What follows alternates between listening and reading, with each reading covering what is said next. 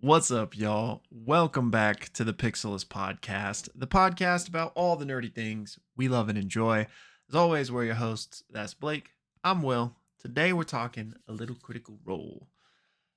Took a little oh, sorry. Nope. It's probably for the best because I was gonna say a little D&D B&B, which we'd kind of gotten away from. But you know what? I'll bring it back. It's good to let things run their course, and then Can't. I gotta latch on. all I was saying was I took a little inopportune drink of my cup of coffee as you were doing the intro. Oh, you got your brew ready? I feel like it's been a minute since we both had some coffee. Well, we're recording a little early today. Yeah, it's a little bit earlier than we normally get to it. Yeah. Now you may notice in my background, I got a little note sprawled around. It's because I'm working on the one shot for the channel. That's a Husk lie. and Seed? That's a lie. It's just a messy background. Oh. But I had you thinking about it. And this is a reminder of we have a one shot of Husk and Seed coming at you here in a couple of weeks. Very exciting. And I was going to say, at least in my perspective, you can't really tell that the background is, because it's only like a small little box of, It's one of those things where no one would have ever known until you said something. Yeah. So, and you're like, all right, man. But man, I'm excited. I know last I checked in, we maybe hadn't gotten a hold of everybody, but we since have a replacement now. Yes. So we're all good. We rotated one person out who didn't respond. So we swapped in someone in that spot. And everyone's chittering and chattering in our little private Discord channel. And beautiful. We're gonna get some stuff together for that here in the near future. And then I'm also working on a little bit of some promo stuff for the one shot. What? As soon as I get a little funds together. Oh. So, send the positive funds vibes. So positive funds vibes. Well, that's exciting. I know that the little teaser you put together for the first one was really cool. Yeah. So I'm looking forward to that. And this is random, but the one person not responding reminded me of our first giveaway. Remember, like, wasn't there something funny about that where like we then saw that person like in the comments much later, but then they like still had never said anything? Yes, I don't think they know they actually won a giveaway from us. And I can't think of the name off the top of my head. They're semi-active in the comment section of our YouTube channel. Yeah. But we thought we did a giveaway. We awarded something. It was like a dice set, maybe. I can't remember. I think it was. Maybe it was. I thought it was Tal'Dorei Reborn, but maybe that was later. Oh, that might be right, actually. Yeah. And then they never responded. But then we were like, oh, I guess they subscribed. They subscribed and they never got back to us. They haven't been around. Yeah. But then, like you said, they commented and we were like, they're still here. Don't let them know they didn't get the book. So anyway, these are just the joys of running a small YouTube channel, hobbyist channel. We're kind of just figuring things out as we go. Yeah. I've been learning about what is an illegal lottery, by the way, when you do giveaways. Yeah, I feel like it's very like murky. Have you been following this drama with Mr. Beast? No, I saw something about it, but I haven't followed it. It's not worth talking about other than just I'm for a totally minuscule channel, that pales in comparison, obviously. Yeah. I've been taking a couple of notes on, all right, let's not do that, I guess. Yeah. Whenever we, put someone in a bunker for 30 days to win $1 million. So that will not be on the giveaway soon. We need to write that down just to make sure we don't fall into that same pit. Yeah. But yeah, no, that whole thing is interesting because I've always wondered about like, and I'm not to get us distracted, but I've always wondered like the legal loopholes of like the stuff he does in terms of like that much money. And I'm sure there's lots of like rules around that kind of stuff. Yeah. And not to like be cynical either, but the older I get, the more I realize how dumb I am with like those loopholes and money and stuff, and how kind of shady some people are. Like I was talking to a guy the other day who was talking about, basically he's a financial guy, and he was like, yeah, if you put your money in this place, you can count it as, a 100K loss, and but you still gain it back. And I'm butchering it for the sake of the example. And I was like, well, how do you lose money but get it back? And he was like, well, you're not actually losing it. You're just losing it on paper. And I was like, I feel like that's like, I think that's tax fraud. I was like, isn't that fraud? Like, it's just like, it was like a random like coffee chat with some random dude. And I was Yeah. like, I walked away and I was like, I don't know enough to know if I'm the ignorant one, but I feel like that the way you described that was maybe not the best way to He's like, describe it. yeah, I don't know why everyone doesn't do this. Yeah. It's like 3 years free later. money. Yeah. In jail. So anyway. Oh, Well, all that to say, yeah. um, other announcements. We got the wrap up of Calamity in the Discord this Sunday. So you guys can tune in for that. Yep. Worlds Beyond is going to be coming either later this week or Monday of next week. And anything else? We have our stream Friday, of course. Stream Friday and just our normal Critical Role watch party Thursday. But Yep. just pretty much all the standard stuff for us right now. Yeah. I do want to keep an eye on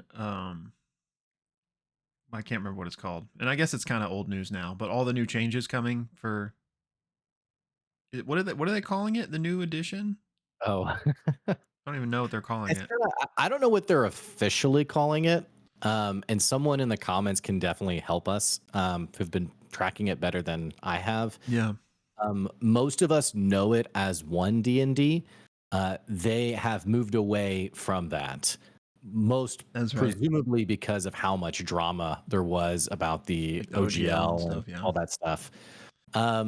So I think it's been mentioned to be 6th edition, but I think people are actually calling it 5.5. That's okay. Because there are some cool changes, but it's not like broad sweeping. Yeah.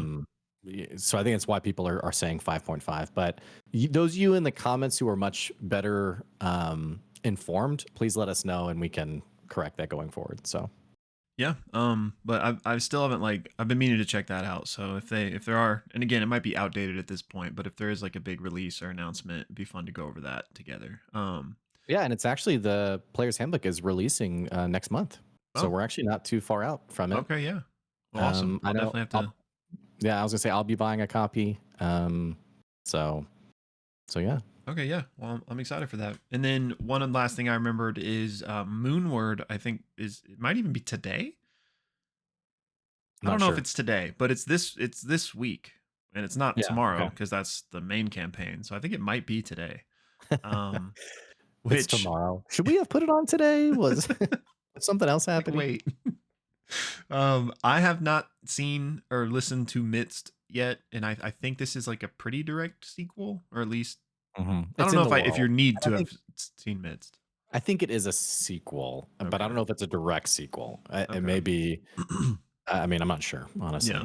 So for that reason, I probably won't be watching it unless I hear from you guys that you don't need to watch Midst and I'll be fine. But I know a lot of people in our community are really excited for that. So cool. They're trying something new. So hopefully it goes well. Yeah. But yeah, that's all I got. So unless you got anything else, I think that's it. Alrighty, y'all. Well, you know the drill. We are going to launch into our recap of Critical Role. Before we start our discussion, we always cut that recap out, host it separately for your viewing convenience. So if you're just on the recap right now and you want to hear our full thoughts on the episode, you will find a link in the description below to that video. But without further ado, let's jump in to the recap of episode 102 of Campaign 3, Reconciliation. All right. So we pick up in Aor with Bell's Hells having just witnessed Downfall, just the same way we did. They saw that 3-episode movie. And Laudna is like, hey, you've now seen the true face of the gods. They're a bunch of narcissists who don't know what they're doing. And basically all they're aiming to do is harvest souls to their realms to feed on. He was like, it was mankind's right to inherit the earth, but they stole that from us. And what follows next is basically like a long back and forth between Laudna and Bell's Hells, where Imogen is like, were we watching the same movie? Because yeah, they're flawed, but so are we. And some of them tried to do what they thought was the best. And They just continue kind of going back and forth. So I'm just gonna hit like the main parts of this back and forth. And a lot of them, Bell's Hells, compare lewdness to the gods, saying that like you're doing the same thing you hate them for, like controlling people and killing people for your means. And he says that lost my place in my notes really quick.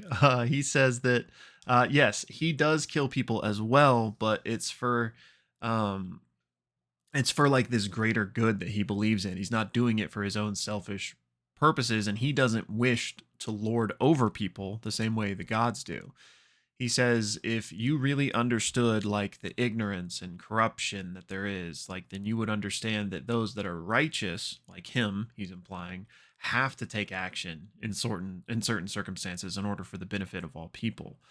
And he's like, I don't do this for power because I have power. Like I've pulled the strings behind crowns, and it's like I could have made myself like the crown of power, but I've just stayed behind the scenes because I'm just orchestrating what I need to do for mankind. We've all lived under their shackles, and it's time for us to be free and make our own choices and our own mistakes and inherit the world. And Orem pushes back, obviously, pretty strong, pretty much stronger than anybody else. And he asks, what does it mean to release Predatos? Like he might kill everyone. And Luna says, well, next time you're on Ruidus, you should speak with Predatos and see for yourself. And they say, how do you know that he's going to stop at the gods? And like, how do you know he won't just continue to kill us too? And Luna says, it's because they're the same. Predathos and the gods are of the same ilk. It will want to stay within its circle. We are not like the gods are. We're not from where they're from. And they continue arguing. And Ashton is like, would you die for your plan? And Ludinus is like, yes, of course. And Fern's like, well, why do you care so much? Like, why do you hate the gods so much? And he says he grew up like in the flames of their creation, that their presence has only led to ruin, and everything beautiful on this planet is thanks to people, not gods. And he thinks that when the world has a chance to see what they've all seen tonight, then they can all make their own choices as well on how valuable the gods are. So the back and forth continues. And during this little segment, we learn that Breus is definitely team betrayer. He was like, yeah, they did nothing wrong in those visions, like team Father Milo for sure. And he points out that, Milo was the one abandoned by his family, not the other way around. Like the primes are the betrayers. Chetney then asks Ludinus how you've been alive so long, and he doesn't really answer. He just says, I've been able to stretch my years to fulfill my purpose. He asks what happened in Malaismere, and Ludinus says that was my first attempt in connection with Predatos. Orem's family is brought up, and also F.C.G. as casualties of all of this, and Ludinus is like, yep, that's lamentable, but, essentially the ends are going to justify the means. And Chet's like, well, have you ever tried to recreate the Factorum Malleus, this god-killing weapon? And Ludinus is like, that knowledge has largely been lost, so we lack the ability to make it, but even if we could, it would take a long time to make it, and many things could go wrong. However, information can travel in an instant. And if a god is fed on faith, what happens when it all disappears? Implying that, like, if he reveals this information to the world, that might be good enough. Laudna says, what if there's another answer to all of this? And Ludinus says, I've spent lifetimes searching for answers and weaving these threads to all meet at this moment. So, like, y'all are welcome to look for another way, but time is running out, and I hope you'll join me instead. And at this point, Tevin, who is still there, has had enough, and he like charges Ludinus with his sword, but Ludinus just instantly banishes him away. They talk a little bit more about like trusting Predathos, that he won't destroy them. And Ludinus is like, well, I just wish you knew what I knew. And they ask if the gods, if he asked, they ask if Ludinus knew the two gods that Predathos had destroyed already. And he says yes. And they're like, well, tell us about them. And he doesn't really answer them. He's very cryptic, but he looks at Fern and he's like, you walk many fates. Like you have very entwined threads of fate, and you're like a nexus of these realms. And then he looks at Laudna and says, and also there's something familiar about you. And he recognizes Delilah and basically starts speaking directly to Delilah. and says, I could separate you both and give you each a life. And Laudna's like, whoa, how? And he says, well, join me and I'll show you. And Chet then asks, well, hey, like, why haven't you just done this yet? Like, you have the weapon, you have the bridge. Like, why haven't you freed Predatos? What are you waiting for? And Lunas doesn't really answer. And they think it might, or Laudna thinks he needs Imogen. But then finally, Lunas takes out this gem and he says once more, like, I really hope we can work together. And he tosses this gem towards Laudna slash Delilah and says, find me when you're free of them. Chetney, however, snipes the gem out of the air and catches it before Laudna Delilah can. And this causes Laudna Delilah to freak out. And she basically grabs Chetney and instantly casts Hunger of the Shadow on him. Chet like throws the gem in the bag of holding, throws the bag to Dorian, and Ludinus is like, looks like you guys have your hands full, and he takes his leave. Matt then calls for a wisdom save from Laudna, and she rolls an 18. So he then describes that like Delilah was like flaring, but now she's seeming to calm down, but then explodes in like this purple energy as Delilah like erupts from her. And that's where we go to break on the first half. Great job, man. So, talking about our second half, we have actually initiative is rolled. We have a battle map come out, and we have combat, a little PvP. The party versus Delilah, who has sort of like her spiritual form has sort of like arisen out of Laudna. Very cool mini, by the way. And a couple things are happening here. So typically in combat, we just stick to the high notes since it can be kind of drawn out and long. There's a few things that are pretty crazy that happen in this combat. First of all, mechanically speaking, Laudna on her turn is allowed to do a wisdom saving throw. And if she's successful, she has a few options. She has limited actions basically on what she can do against Delilah. One of those actions, I think it's called like struggle within or struggle against or something like that. But when she chooses that option, all attacks made against Delilah are done so with advantage. And I think in the 2 rounds of combat, she does this option both times. There was another one that I think affected like spell save DC, and then I can't remember what the third one was. But some other things that happen in this combat, Dorian's going to cast invisibility on himself. He's going to basically like run to a corner of this room and then bury the bag of holding into like the dirt. Yeah. He's like, yeah, this just seems like a good enough place to put it. And then he's going to come back, uncast invisibility to like make it seem like I'm still here. Another thing that happens is Delilah casts a spell and a big black sword of onyx and crimson comes out of this portal, and this is Craven Edge from campaign 1. Yeah. Naturally, everyone goes insane. It attacks, and it seems to attack separate from Delilah. It attacks Orem, and I think it does like 50 or 60 points of damage. Orem gets knocked out. Liam O'Brien's like, well, I didn't have Orem going down from Craven Edge on my bingo card today. But yet combat continues. Taliesin has some really huge hits on Delilah. And Matt also describes, you can see Laudna herself getting damaged and injured from these attacks as well. But all that to say, Orem does go down, like I mentioned. Dorian actually is going to pick up Dorian and like there's these pillars in the room that he I don't think he misty stepped. I think he like used his winged boots to get up onto with Orem, and basically puts Orem on top of one of these pillars out of harm's way because they realize they're out of spell slots. They're out of options to heal Orem. The fight continues. And Essek actually, I think there was a spell he cast, but because of the wild magic effect of Aor, he gets turned into a goat. And so he just has to kind of like bleat to the side.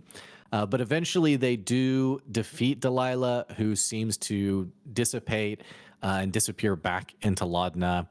And they're kind of like, okay, this is really like priority 1. We should probably deal with this.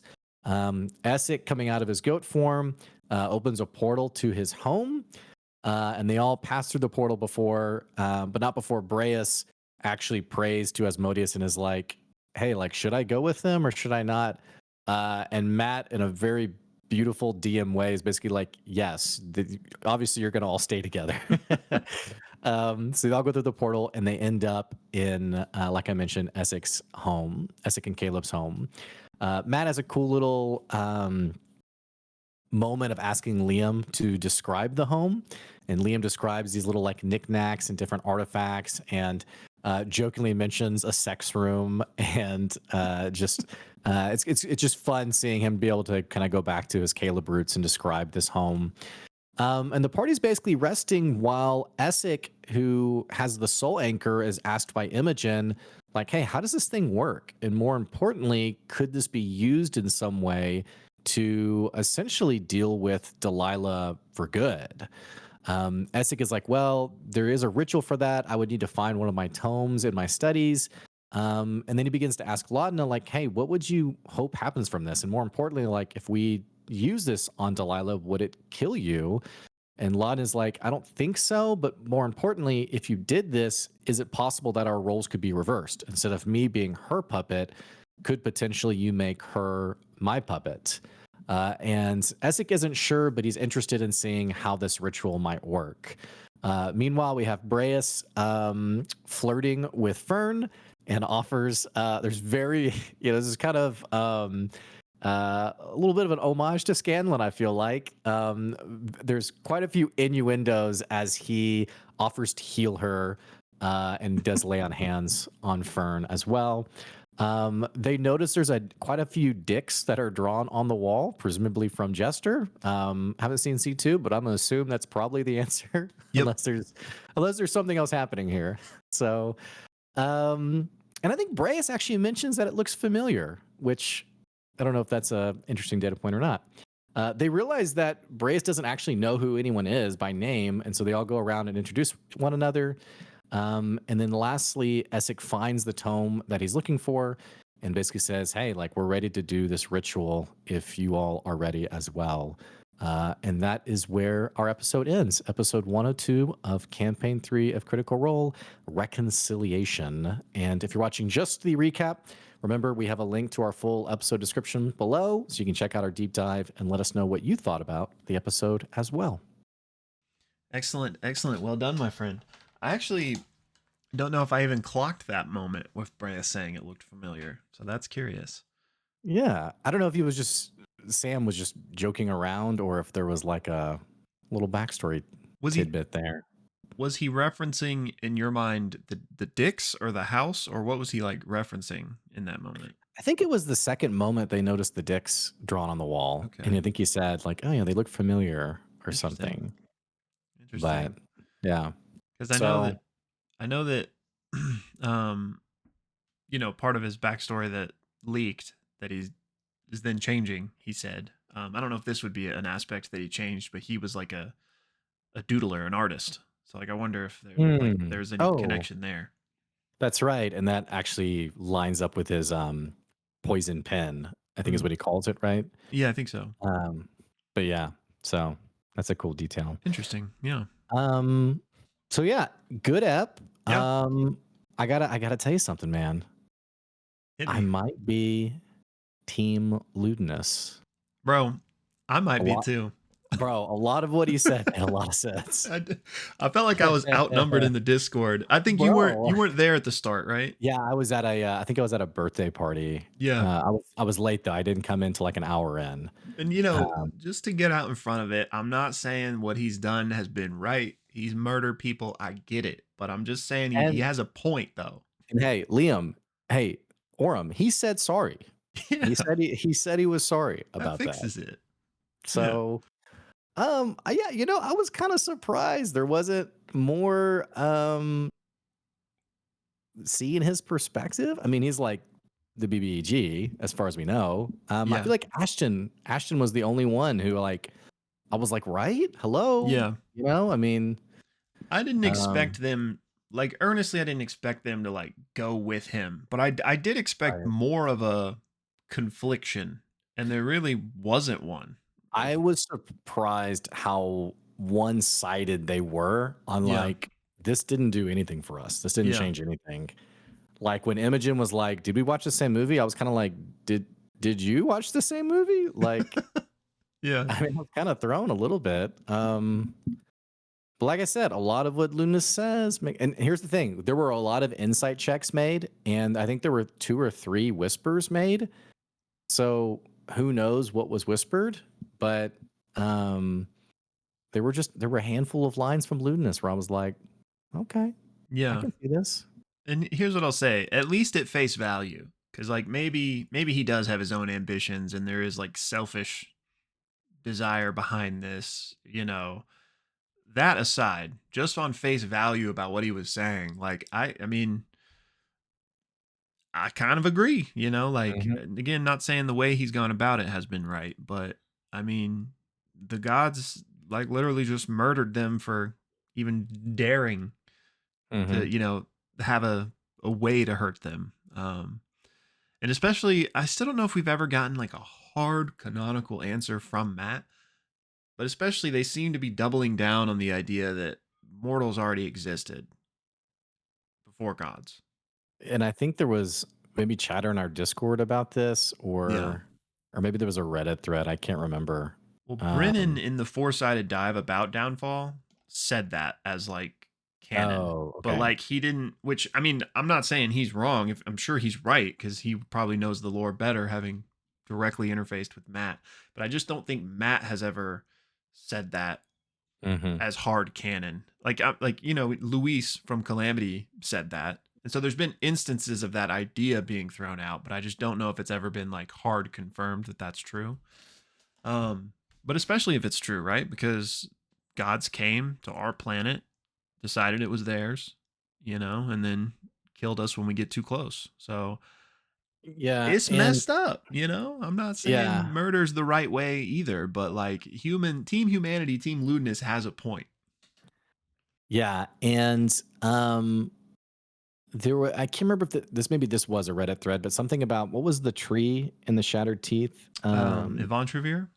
Yvonne Trevier, the language that he used, I think it was like they're not creators but shapers. Mm, Uh, and yeah, again, I'm vaguely remembering this Reddit thread, so yeah, I I'm remember apologies that. that I can't give a better credit to it.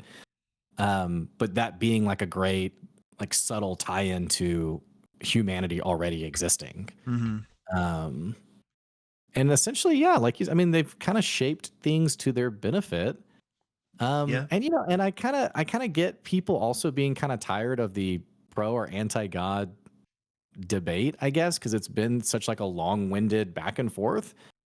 But I was like, before this, I was fervently like, Luden is bad, and now I'm kind of like, I just kind of like you said, like, yeah, I think your characterization is pretty fair. yeah, he's Um, got a point. I'm not saying he's 100% right, and you know, right. let's exterminate the gods, but it's at least not the other way either.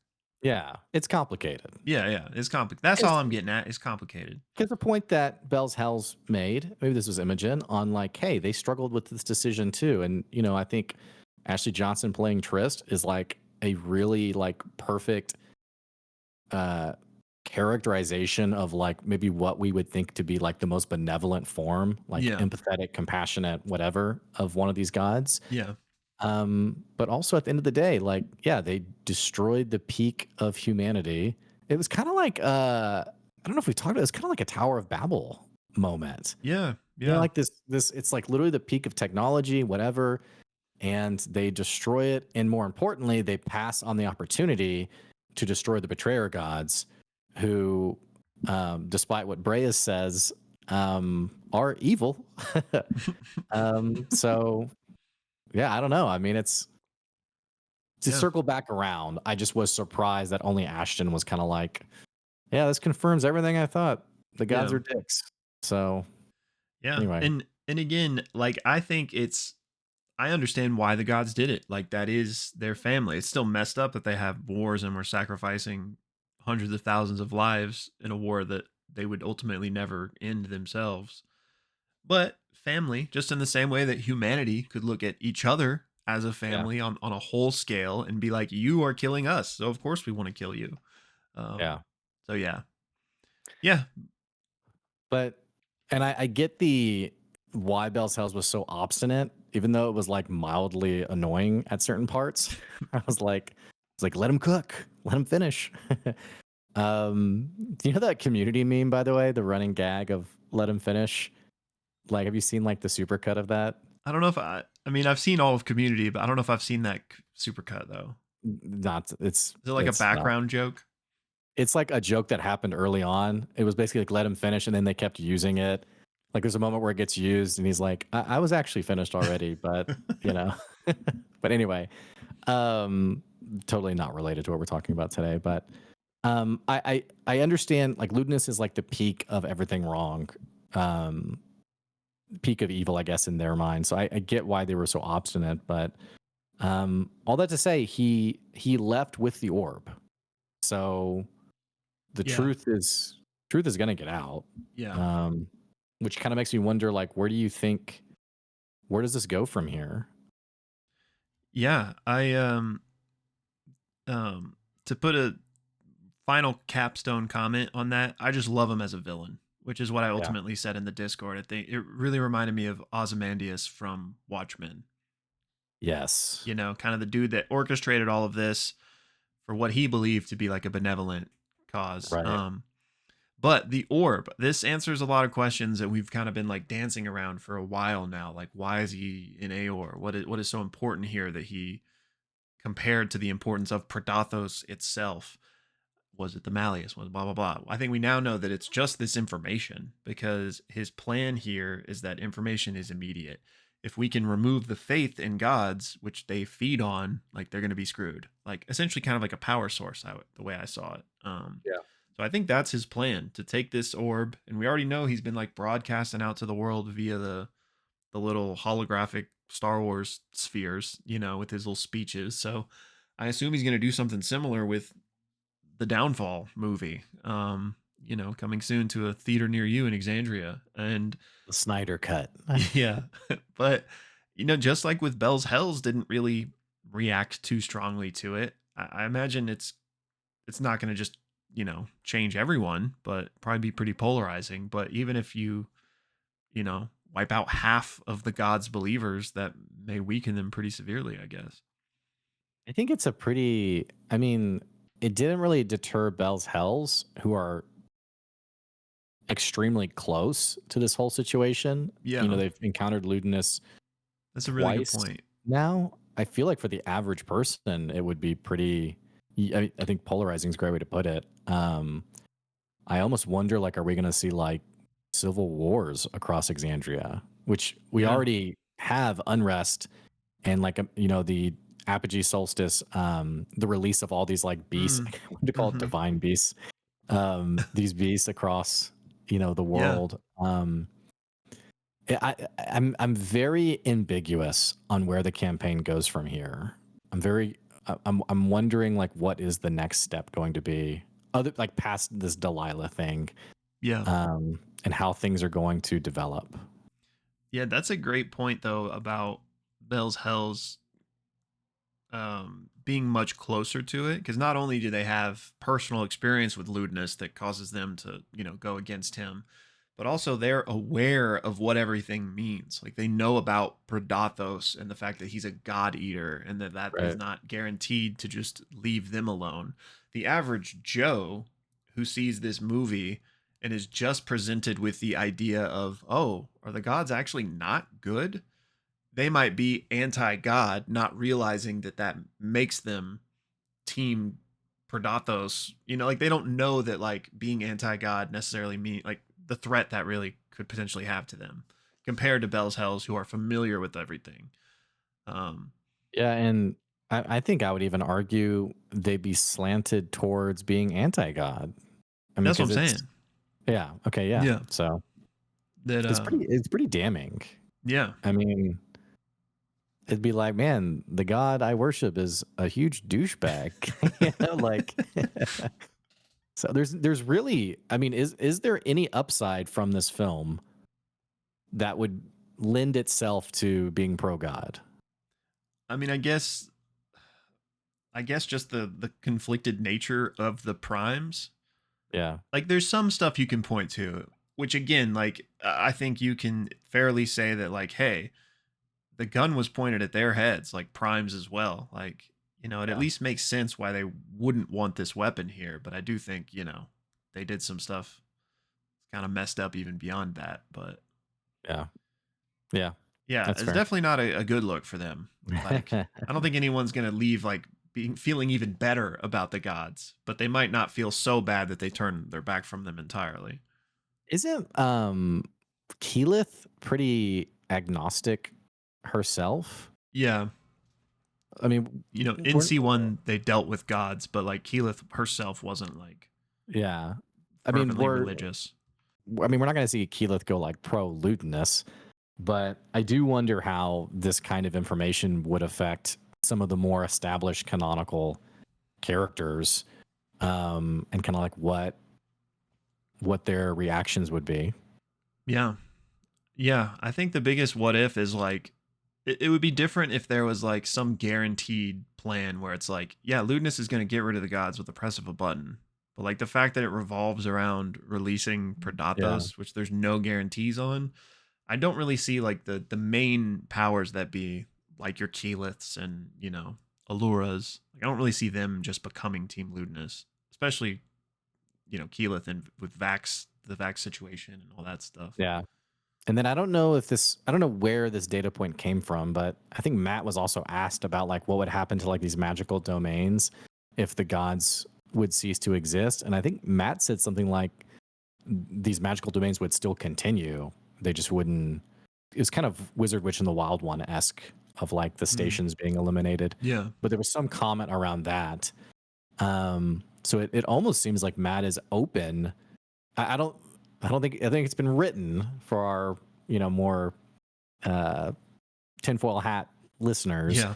but I do think Matt is truly open to wherever the party takes it, whether that's the gods get eliminated or not. Yeah, I agree. I think I think I think that's going to be dependent on what like the players decide and what how the campaign shakes out, but I definitely think he's got that as a possibility. Like I hope Predatos is released. Like Yeah, not to say that I hope Ludinus wins, but I hope at least that happens because I feel like there's so many interesting ways from there. Like if some of the gods die or all of them or they all flee, just to see like what that would mean for the world moving forward. And not to sorry not to cut you off, but just one thing we've talked about. It's been a while, but way earlier in the campaign is like all of this in relation to the meta of C Critical Role. Mhm. Like campaign 4, like could it be a new system? Could it be a new world? If this is more of like a finale. So all those things are interesting to me. It does make me wonder. Like, are we in the final 30 to 40 episodes? Even just judging on past campaign length, Yeah. or C2's campaign length. I know C1 had already been playing for a while. Um, the pacing of this campaign's been so interesting. From like, I feel like we're in the end game to then like, oh wow, there's like so much possibly Yeah. happening now, to now this very interesting place of like, man, like I don't know where this goes from here. Like, are they going to go back to Ruidus? Are they gonna? Is there more to be done on Exandria? Like, what are the next steps? I wonder. Um, which I don't know. Do you have any insight or thoughts on that? I mean, it does seem like this Delilah thing is front and center for now. So I imagine that's on the immediate docket. But then, go back to the alliance, let them know what they saw at downfall and stuff. But then I feel like it's Ludinus still didn't say what he was waiting for. I think Imogen may be a part of it. But I would imagine it's probably back to Rudis and maybe like we got to stop that. Like we're in the end game now. Like we got to make our move type of thing. Now, how long that takes could be 30 or 40 episodes still. But I don't know if I see anything like any other side missions before aside Yeah, from the Delilah thing before like yeah. we rush back to try to deal with this. We still don't know how Ludinus even knows that Predathos exists. Mm, Like, it seems like his description of was that Melesmere was that he was trying to commune with Predathos, But it almost seems like the way he phrased it, like he knew Predathos exist and he was trying to commune, rather than like doing some ritual and being like, "Hey, what is that? Let me look into Yeah. that." Which it could be that, but I just wonder, like, how does he know about Predathos? Yeah, Um, that's interesting because I previously thought that he learned in his research about Aor and the Calamity back when we thought the Factorum Malleus was the same thing as the Malleus Key, like a way to free Predathos, but now we know that that's not what it was. mhm. Um, but I would still say my best guess is just in his research against the gods. Like he eventually uncovered, just like we know that, like I think it's Vasselheim that was like hiding that information about Ethodoc and Vordo.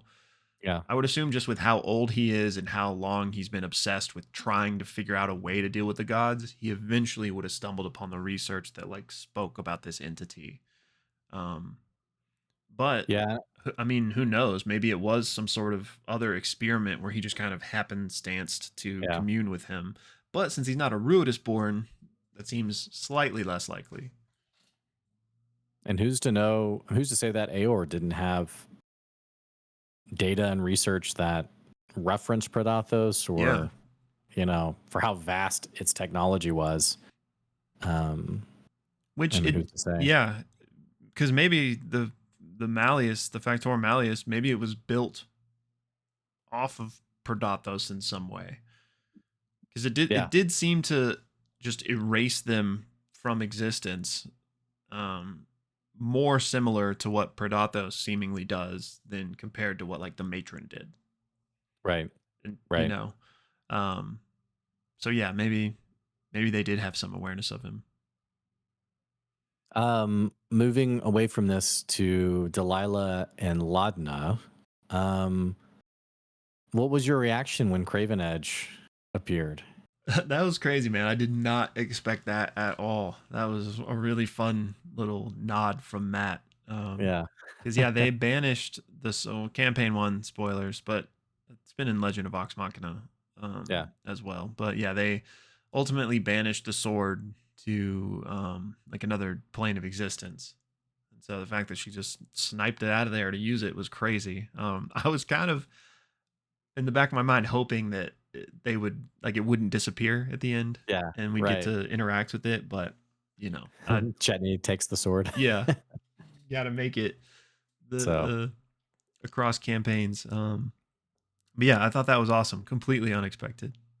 I was it freaking makes me out. wonder out there what's Grazdachar up to these days, the Yeah. old pirate boy. Who has it again? So I think they gave it to the pirate, right? The Oh dread yeah, pirate, for lack of a better that's right. That's right. phrase. So That's one of those things that would be it probably wouldn't come up. I mean, who knows? Like come up in a future campaign or at least like in the background of one, like hearing something about that yeah, or like in one of the next like source books about like what that captain's up to. Watch out, Keyleth, you yeah. know. um but yeah, absolutely love that moment. Just a fun little thing for Matt to do for the table there. Yeah. But moving on to this discussion of the soul anchor, this seems like a really, maybe neat and tidy isn't the right phrasing, but like a really nice potential out for Laudna. And we've been getting to the point of like, hey guys, like this has got to be dealt with. This is getting a little wild at this point. So this seems like a pretty good next step forward to like sort of not end Laudna's story, but sort of like tie off this massive loose end. Yeah.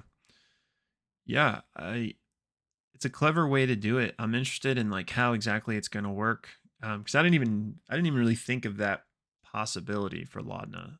That end game of Delilah still being there but just like Laudna controlling Hmm. her as that like so still being able to use her power.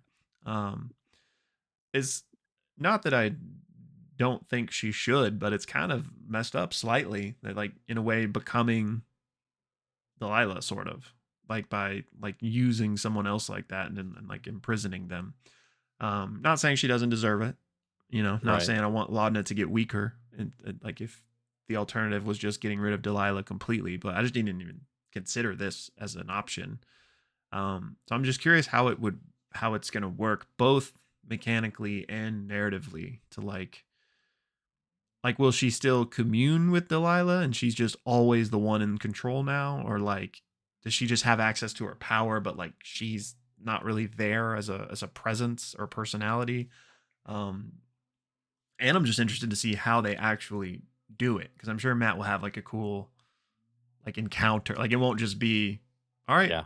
like Essek finished and now you're in control. Like, Let's you go to the know, moon. Yeah. yeah.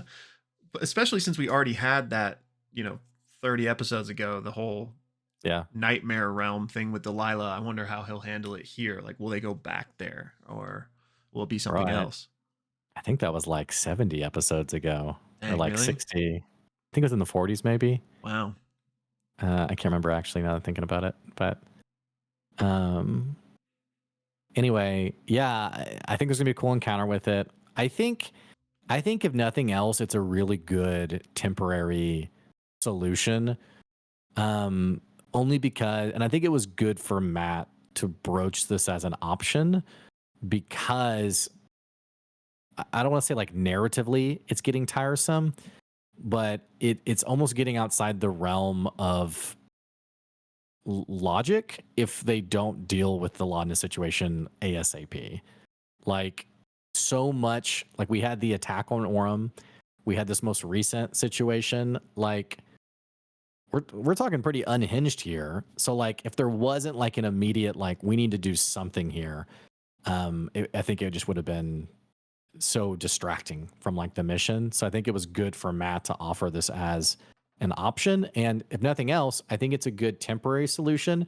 And then maybe there's something more permanent by the end of the campaign. And Ludinus even himself said, like, hey, I can separate you forever. Yeah. I saw a good Reddit thread about this today on someone was talking about the potential of like what spells are available that could potentially help Laudna.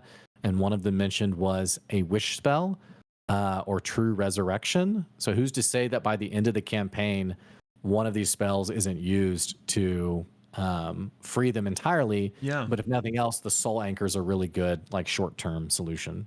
Yeah. Yeah, agreed. And I would be interested to know how Ludinus would do it. I don't Yeah. especially since we have this soul anchor option. I don't think they'll explore that, but I did like that interest was shown in that from Laudna when Ludinus offered that. Um, but yeah, I I mean I imagine that's what we're gonna get immediately now is Yeah. whatever Matt has designed for trying to reverse the polarities on who's in control here. Um, which I'm excited for. Do you think surely there's not like a situation where Delilah like sees this coming and like actually uses this to like she herself reverse Uno's Yeah, and and becomes like Laudna is Delilah now. yeah, and she traps Where Laudna. yeah, Yeah, that would be crazy. And I don't think I don't want this to happen, but it would be cool, especially if it was like played like where she pretended to be Laudna, you know? yes. And I loved Travis. Travis said something like, I hope this doesn't backfire and go wrong, but I hope it does. For the sake of the story, it would be so Yeah. interesting. So I think that would be insane. Yeah, if we think it's successful and then we realize 10, 15 episodes down that it wasn't and Delilah is in control, Yeah. that would be awesome. Let's do it. Ship it. Matt, I know you watch our videos. That's right. Make it happen. We'll let you have So, that one. yeah. Um no, yeah, I think that would be really cool. And yeah, I mean, she's obviously not going to go down without a fight. So, hmm Yeah. we'll see what happens. Yeah, man, they're pretty lucky. Like she was crazy strong, like that encounter plus with how weak they were. Yeah. Um, I wonder if Laudna does get in control if she gets like a pretty massive power boost, or if not really. And like, Yeah. would mechanically she stay the same even though she's like controlling Delilah, or would Matt give her some like bonuses? I wonder. I will say, like, mechanically speaking, I thought, I mean, it was it was a live show, I felt like the Grand Demon fight was a little underwhelming is not the right word, a little easier than I expected. But it makes sense if Matt was also open to a potential combat to still happen, whether that was with Ludinus or with Delilah or what have you. Yeah. Um, there's nothing more enjoyable than your party being like, we defeated the big bad of the dungeon, and then you have like the real Yeah. final boss like in the next room. Yeah. So Classic. that was just kind of an after the fact thought I had of like, oh, this. And again, it may not even have been taken into account because it was, a live show and all that stuff. But it kind of makes more sense now, like, because you are mechanically taking these things into account as a Yeah. DM. So Plus, I mean, they're dead if Ludinus turns against them in that moment. oh yeah, So I also like that there was like a bunch of narrative baked into why he didn't, because he yeah, is trying to convince them to join him, yeah, which I think again speaks to him being like a cool villain and having a point on where he's coming from. It's yeah, like, yeah, I could kill all of you right now, yeah. but I hope you join me. So peace out. Good luck, Delilah. So yeah, I like that, and I guess pretty much confirmed that was really him and not a A simulacrum. simulacrum. Yeah, Um, so that was cool. yeah. No, I agree with you completely. He's been a great villain, and I wonder if I'd even appreciate him. I already think he's a great villain, but I wonder if I'd appreciate him even more if I had seen C2. Um, so Yeah, he's more of a background character. Like we don't really more so in name yeah, only than yeah, like okay, showing up in multiple scenes and stuff. But yeah, it's definitely cool that this is a character that's been in the canon pulling the strings in the background and we can kind of point to that by the past yeah. campaigns. But I um need to ask my buddy who just started campaign 3 how it. 'Cause he just finished campaign 2, which he started last fall. So he just finished it, and now he's on campaign 3. And I also mentioned him watching Calamity, and like 3 days later, he was like, "I watched it." I was like, "Nice." But anyway, I'm excited to be watching campaign 4 and seeing if there's any, to not be the newbie yeah, who's watching a full campaign for the first time. yeah. But I will say it's been. I'm sure for you, it's really sweet seeing Legend of Vox Machina like realized and now Mighty Nine. But I just want Campaign 3 animated. So I just Yeah, love these characters. I'm with you, man. So, I'm really excited, especially because like we're gonna get all of these throwbacks in yeah.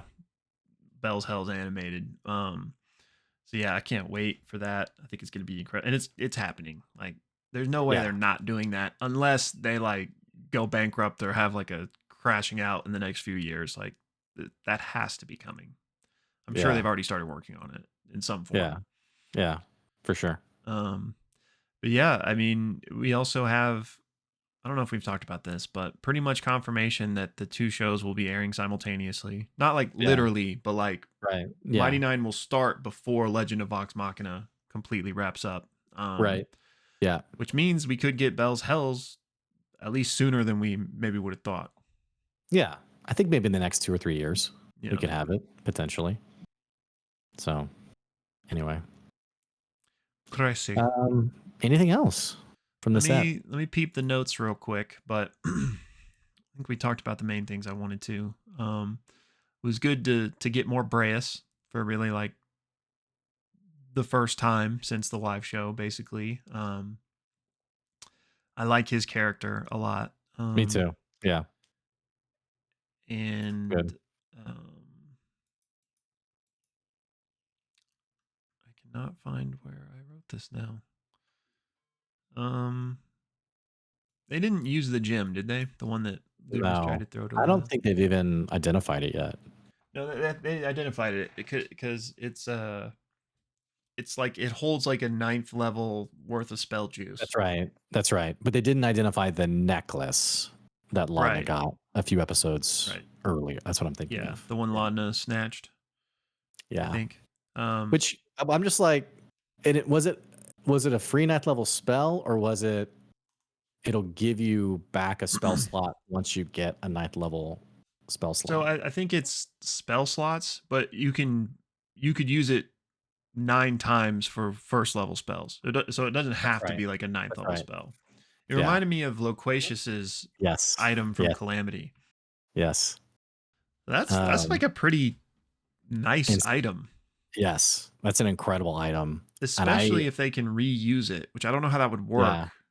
Maybe you can like dump spell slots into it and then like go to sleep and it yeah, stays or something. actually, and I don't know if I misunderstood it at the time, but the immediate item I thought of is the Ring of Spell Storing, which magical item, you can put spells into it. Um, so it'll be interesting to see how they end up using that. Yeah. Um, and imagine if Laudna had just caught that, by the way. Like Yeah. Ludna's just like tossing that powerful item. Yeah. Like it's kind of crazy to think about.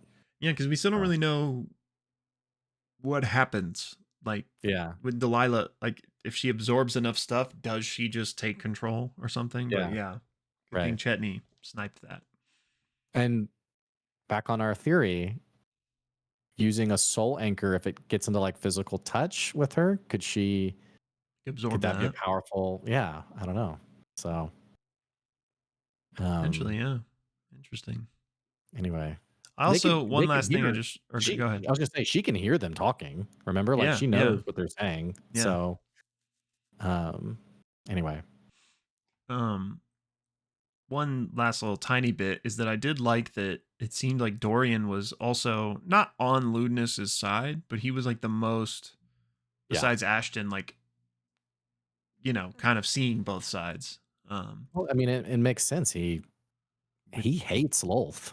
yeah, yeah, I mean, and seeing what she did to to Opal and right. to his brother, like, Yeah, and the Wild Mother kind of he saw them essentially work together, yeah, at the end with Fira Rai yeah. going off with them. We haven't gotten a good Dorian moment, I feel like, in a few eps.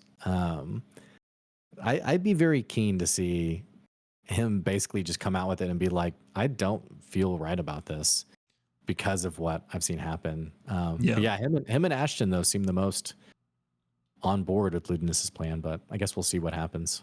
yeah. So I really liked that choice from Robbie. Yeah. So yeah, and then Breus would most likely be.